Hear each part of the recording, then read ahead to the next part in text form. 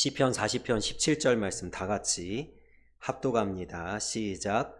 나는 가난하고 궁핍하오나 주께서는 나를 생각하시오니 주는 나의 도움이시오 나를 건지시는 이시라. 나의 하나님이여 지체하지 마소서. 아멘. 많은 사람들이 하나님을 믿으면서 내 환경을 좀 바꿔달라고, 내 상황을 좀 달라지게 해달라고, 나의 문제를 좀 해결하게 해달라고, 나의 형편을 좀 좋아지게 해달라고 기도를 많이 합니다. 그 기도가 잘못된 것은 아니지만 우리의 기도를 한번 돌아보고 점검할 필요가 있을 것 같아요. 그게 뭐냐면, 하나님한테 무엇을 달라고, 이것을 해달라고 기도하는 것보다 조금 더 수준 높은 기도가 있습니다. 그것이 뭐냐면 나를 바꿔달라는 겁니다. 환경이 바뀌어도 좋고, 상황이 달라져도 좋고, 문제가 해결돼도 좋고, 하나님이 이걸 좀 해주셔도 좋지만, 그거보다 조금 더 수준 높은 기도는 어떤 기도냐면, 하나님 나를 만져주셔서 하나님의 뜻대로 나를 빚어주시고, 하나님의 마음에 맞는 사람으로 나를 만들어가 주시고, 그리고 내가 어떠한 형편이든지 이것을 이겨낼 수 있는 담대한 믿음을 달라고 기도하는 것이 조금 더 높은 수준의 기도예요. 자, 우리가 이 밤도 기도하러 나왔잖아요. 우리의 기도는 어떻습니까? 어떤 기도를 많이 하세요? 참 신기한 것은요, 사단 마귀도 우리를 바꾸는 데 관심이 있어요. 그리고 하나님도 뭐에 관심이 있냐면 우리를 바꾸는 데 관심이 있어요. 자, 예를 들어 볼까요? 사단이 하나님 앞에 나와서 누구를 공격하자고 이야기하냐면 욥을 공격하자고 이야기합니다. 자, 사단이 욥에게 노리는 것은 하나입니다. 뭐죠?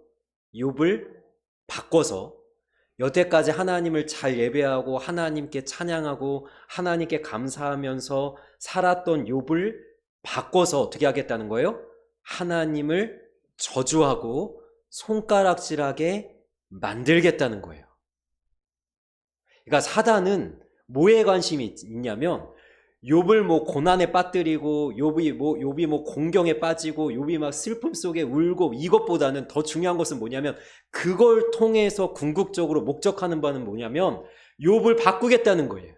욥의 삶의 목적과 욥의 삶의 기쁨을 빼앗아서 욥이 하나님으로부터 돌아서도록, 하나님을 배신하도록 만들겠다. 이게 사단의 목적이라면 하나님도 욥을 향해서 계획을 갖고 계세요. 무슨 계획이요? 욥을 바꾸겠다는 거죠. 어떻게 바꾸겠다는 거죠? 여태까지 욥이 잘못했다는 거 아닙니다. 여태까지 욥이 막 죄를 많이 지었다는 거 아닙니다. 하나님이 욥을 바꾸겠다는 건 뭐냐면 귀로만 들었던 하나님을 눈으로 보게 만들겠다는 거죠. 다시 얘기하면 그의 믿음을 깊어지게 만들겠다는 거예요. 무엇을 통해서? 지금 겪게 될 고난을 통해서. 그러니까 이것을 뒤집어서 말씀드리면 이런 겁니다. 나만 안 바뀌면 돼요. 나만. 어떻게 안 바뀌면 돼요? 환경 때문에 내가 원망하지 않으면 돼요. 하나님 원망하지 않으면 돼요. 고난 때문에 하나님을 배신하지 않으면 돼요. 나에게 처해진 어려움 때문에 하나님을 등지지 않으면 나는 하나님 편에서 승리하는 거죠.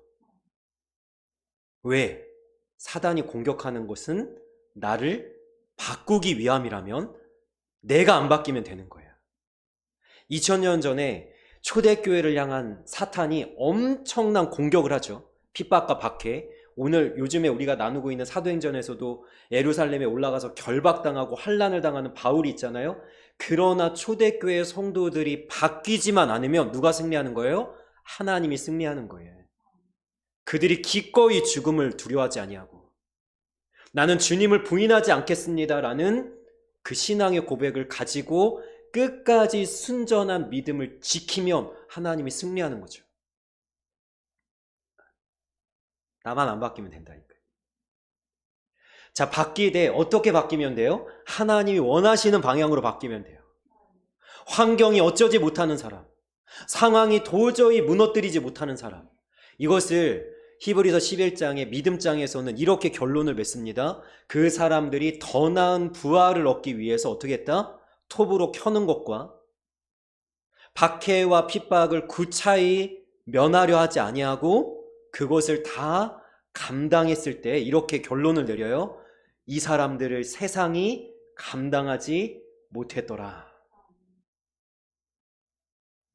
자, 어떻게 내가 바뀌는 거예요? 세상이 감당하지 못할 자. 누가 뭐라고 해도 저 사람은 하나님을 믿어. 야, 쟤는 어떤 일이 벌어져도 하나님을 예배할 거야. 야, 쟤는 무슨 상황이 벌어져도 하나님을 예배하는 것을 멈추지 않을 거야. 우리는 알아. 이렇게 하나님이 인정하실 만한 믿음의 수준으로 우리가 올라가는 것을 하나님 원하실 때, 자, 이제 제가 그 이야기를 하는 이유는 뭐냐면 오늘 말씀을 보세요. 시편 40편 17절 말씀 보니까 이렇게 나와 있습니다. 나는 가난하고 궁핍하오나. 자, 이 시편은 다윗이 썼죠. 성경을 읽을 때 무엇을 보셔야 되냐면 이걸 보셔야 돼요. 나는 가난하고 궁핍하오나.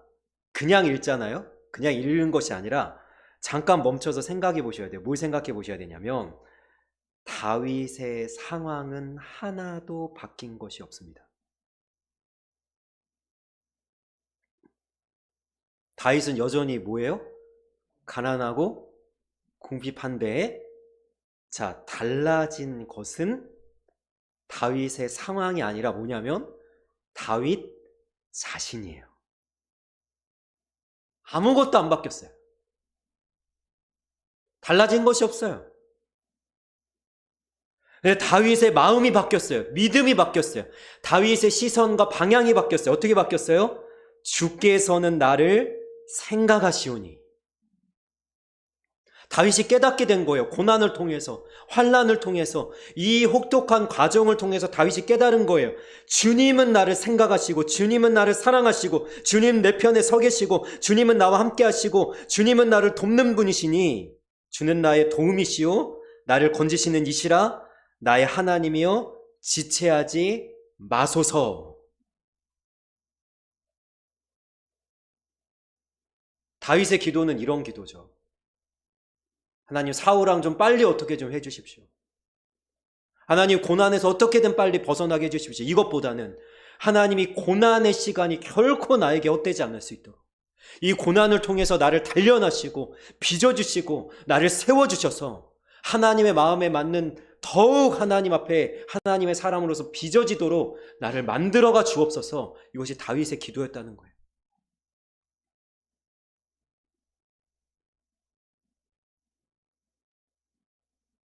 그래서 하나님은 내가 달라지길 원하세요.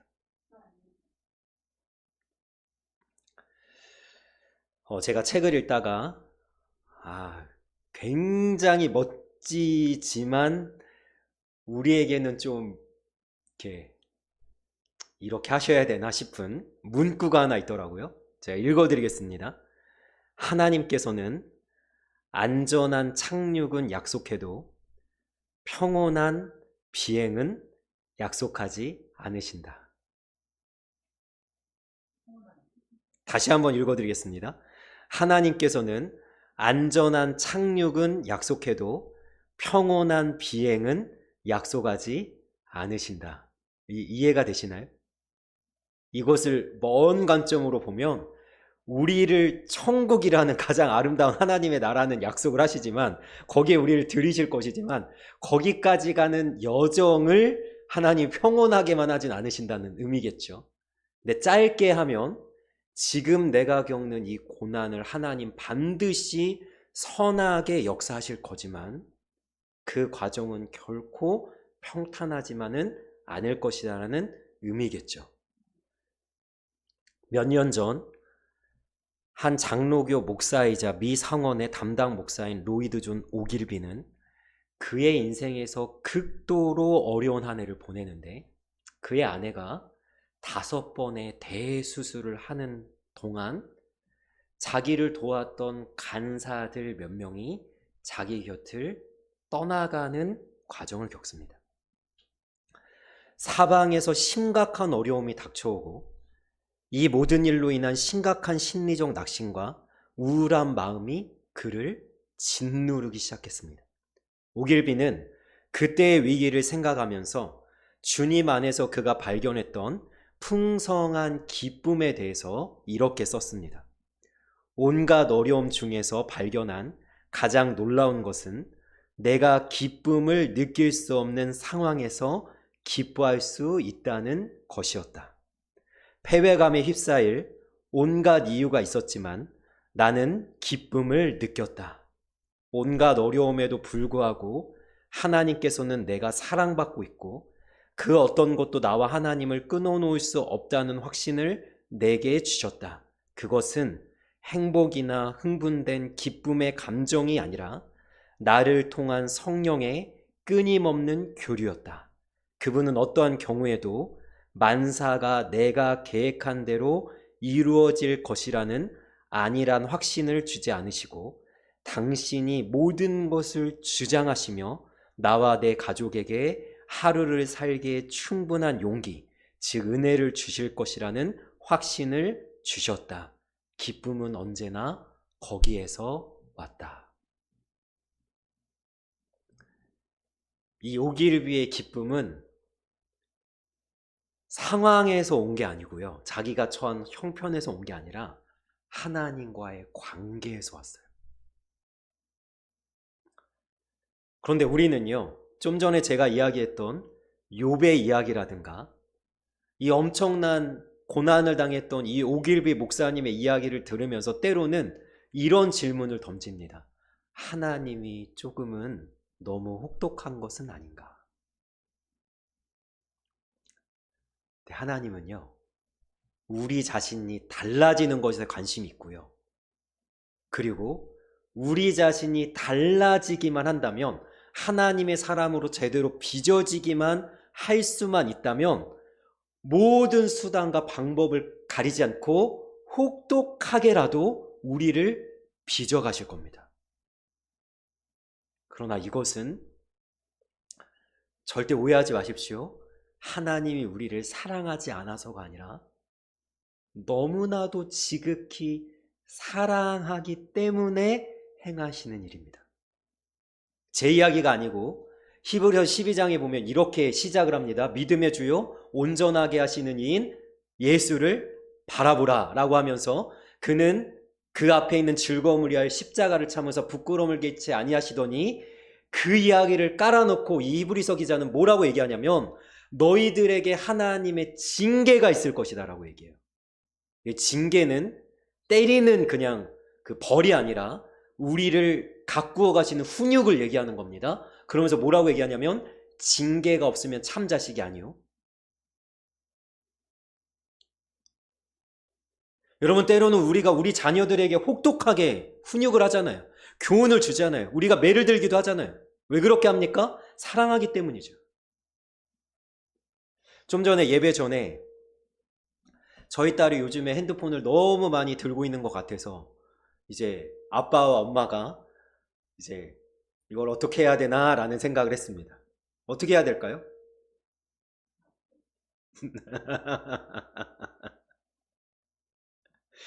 이거를 오늘 말씀에 빗대서 하나님의 관점으로 보면 놔두는 것만 사랑하는 게 아니에요. 어떻게 해야 되죠? 자꾸만 믿음의 사람들이 하나님을 바라본다는 사람들이 잘못된 방향으로 갈 때 하나님께서는 그것을 교정하기 위해서 아니면 바른 방향으로 갈지라도 욥처럼 바른 방향으로 갈지라도 더 순수하게, 더 순전하게, 더 하나님의 마음에 맞게 만들어 가시기 위해서 하나님은요, 우리를요, 담금질 하십니다. 하나님 너무 혹독하십니다. 그러나 그 혹독한 만큼 하나님이 우리를 사랑하시는 것이라는 사실을 우리가 받아들일 수 있고, 이 오길배 목사님의 고백처럼 오히려 그 하나님의 손길을 통해서 내가 기뻐했다라는. 왜요? 이거는 사랑하지 않기 때문에 허락하신 것이 아니라 사랑하기 때문에 우리에게 허락하신 과정이라는 걸 믿기 때문에. 하나님은 진주를 만들기 위해서 조개가 그 돌을 품어가지고 얼마나 혹독하게 지나가요. 여러분, 다이아몬드가 하나 만들어지기 위해서 얼마나 혹독한 과정을 지나가요. 하나님은 기꺼이 우리를 그 혹독한 과정을 지나 순금같이 정금같이 나오게 하시려는 의도와 목적을 갖고 계시다면, 우리가 해야 될 일은 뭐냐면, 내가 처한 상황과 형편이 어떠하든지 오늘 다윗처럼 고백하는 거예요. 나는 가난하고 궁핍하오나. 여기서 중요한 단어가 있어요. 궁핍하오니가 아니에요.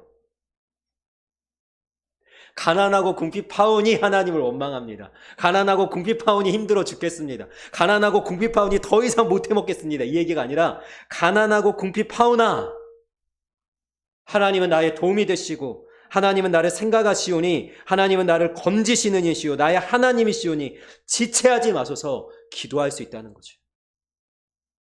여러분, 그래서 우리는요, 나 자신을 바꿔달라는 기도를 하나님 앞에 수없이 드려야 되고요. 그리고 나 자신을 향해, 내 영혼을 향해 이렇게 선포할 수 있기를 원합니다. 여러분, 시편 42편에 보면 이런 고백이 나옵니다. 내 뼈를 찌르는 칼같이 내 대적이 나를 비방하여 늘 내게 말하기를 내 하나님이 어디 있느냐 하도다.